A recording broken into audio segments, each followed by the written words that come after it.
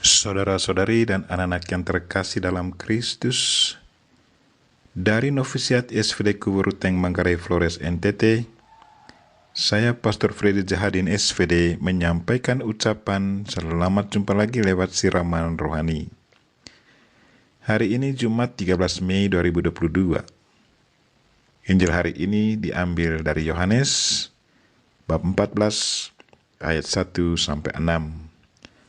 Kita diingatkan untuk menjadi jalan kebenaran dan hidup bagi sesama. Marilah kita berdoa memohon penerangan Roh Kudus.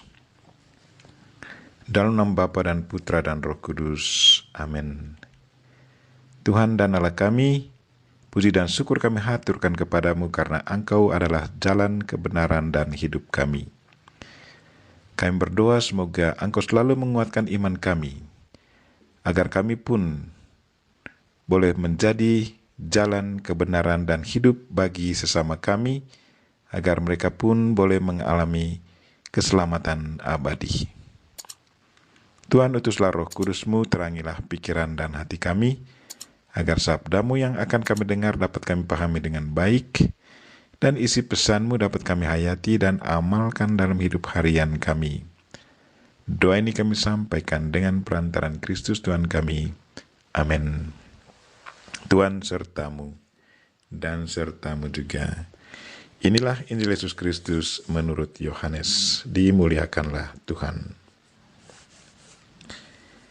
Dalam amanat perpisahannya, Yesus berkata kepada murid-muridnya, "Janganlah gelisah hatimu.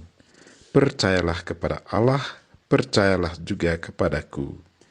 Di rumah Bapa-Ku banyak tempat tinggal. Jika tidak demikian, tentu Aku sudah mengatakannya kepadamu. Sebab Aku pergi ke sana untuk menyediakan tempat bagimu. Dan apabila Aku telah pergi ke situ dan telah menyediakan tempat bagimu, Aku akan datang kembali dan membawa kamu ke tempatku, supaya di tempat Aku berada, kamu pun berada. Dan kemana Aku pergi, kamu tahu jalan ke sana." Kata Thomas kepadanya, "Tuhan, kami tidak tahu kemana Engkau pergi. Jadi bagaimana kami tahu jalan ke sana?"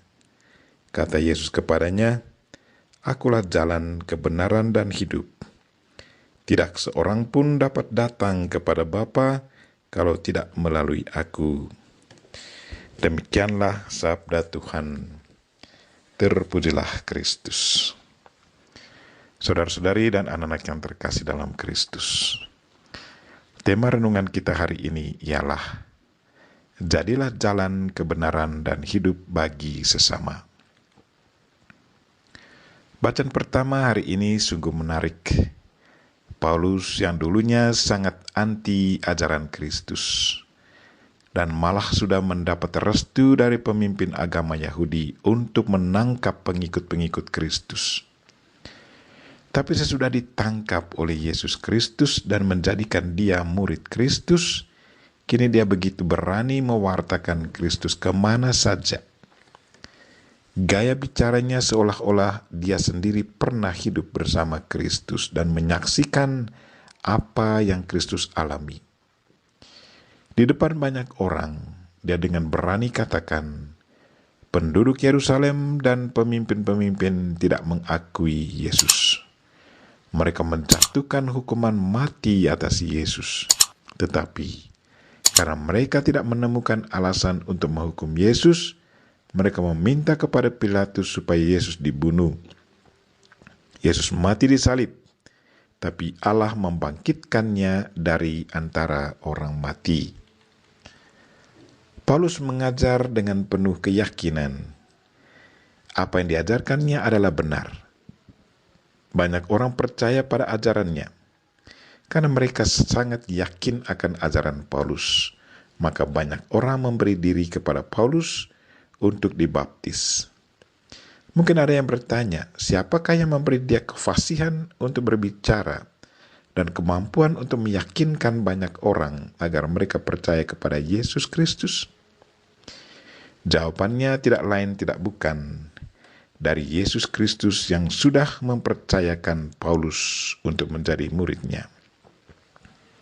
Yesus Kristus sudah tanamkan benih firman, benih ajaran kebenaran itu dalam diri Paulus.